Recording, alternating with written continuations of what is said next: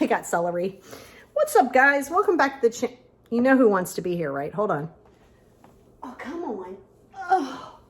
You know it's time for the Ezra.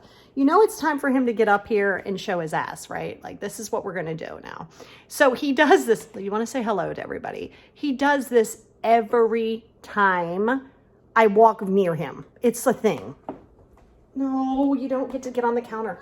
No. And he's mouthy. He talks back. Like, come on, man, get it together. So listen, I wanted to hop on today and give you a little bit of tidbit here. I did a TikTok on this too, is not living in a victim mentality, right? Not living in the victim mentality. And let me explain what that means, right? So we've all had levels of trauma. Every human being, I don't care who you are, has had a level of trauma. It could be mild trauma to you or major trauma to you, but it's trauma nonetheless. So you want to be really careful of the comparison. Like, oh, I shouldn't feel that way because this person had it worse than me. And stop doing that, because then you're invalidating your feelings, right? And you don't need other people to validate you. He's trying to play with the machine. So the thingy. So if you see it going back and forth, this would be him trying to get my attention. But it's important that you understand that yes, you were a victim of certain things. It could be on your own. It could be inflicted by other people. But the reality is you're here now. And the key is to not live in the victim mentality, right? Like, woe is me, poor me. I'm writing about this in the book, right? It's a chapter that actually I have on my list to do like this weekend, a long chapter on it, of the victim mentality that I went through, right? And I think because mom passed when I was 9 days before my 14th birthday. She was sick. Dad, the whole situation with dad, living in a van, the list is endless. I felt like people owed me something, and that I had the short end of the stick, and that I was angry. Oh God, I was angry a lot, right? Because I was frustrated and hurt and all that stuff. And there was this level of, but this happened to me. Almost like, feel bad for me, right? And I think that and that's why if you take anything from any of the things I say, it's never to invalidate what your traumas were, but it's to let you know that you got to pull the power from there, right? So the reason I do what I do now as a profession is because I pulled the power from the pain, which is why I wouldn't change my past. Sure, perfect world, you can change everything. It's the acceptance that you can't. And when you accept that you cannot change the past, you start to embrace the past, good, bad, or indifferent. And when you embrace the past, that's where you can pull that energy and that power and that inspiration from. So the key is to use the pain and the pressure and the stress, okay, and pull that power from it. But if you stay in the victim mentality of, why did this happen to me? Why me? Why me? Why me? Why not you? Why not? Why? I don't know. Because bad things are going to happen. Okay, when you accept that, then you won't try to control it.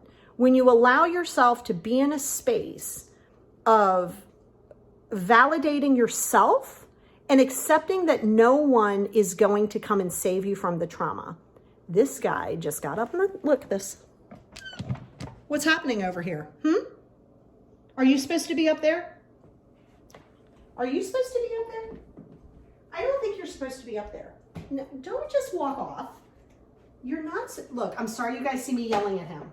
You see this abuse, right? Stop. No, you cannot sit up there. That's a bad cat. I'm sorry you guys have to witness this abuse. This is bad. You don't sit up there.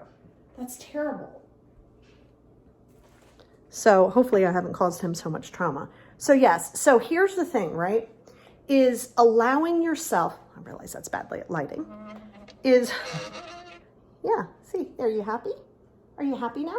Is allowing yourself to process it, validate yourself, and then pull that inspiration from that pain, okay? And that's where you have to get. That's where you have to get. That's where I want you to be. And it's not going to be overnight. It's just not going to be overnight. And so when you accept that past is your past and you're not going to change it, and if you live in the victim mentality, that's not going to change anything. You're going to keep traumatizing yourself. Literally. Now, the person who traumatized you or the situation who traumatized you, they're not even traumatizing you anymore. You're doing that to yourself. And it's this vicious loop that you get in. So if you're a self-traumatizer, right, because you're ruminating on it, let me know in the comments.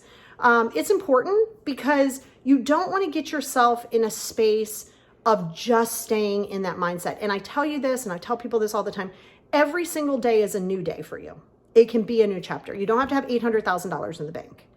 Okay? It's a mindset shift. Remember, no one's coming to save you. No one's going to live your life for you. No one's going to make you feel better because you went through stuff. Okay? And that's the reality of it. Okay? When you accept that, then you can start pulling, you can validate yourself, know that what you feel was how you felt, and process it. And then you can pull that pain, pull inspiration from that pain and that trauma. Okay? So this guy. So I'm going to go over there and play with him for a hot minute. Love you guys. I'm going to do a meditation, probably go up tomorrow or the next day, of just a nice, good 15-minute meditation, try to help you get more centered. So that's my jam. So love you guys. Have an amazing day. I'm going to make some soup.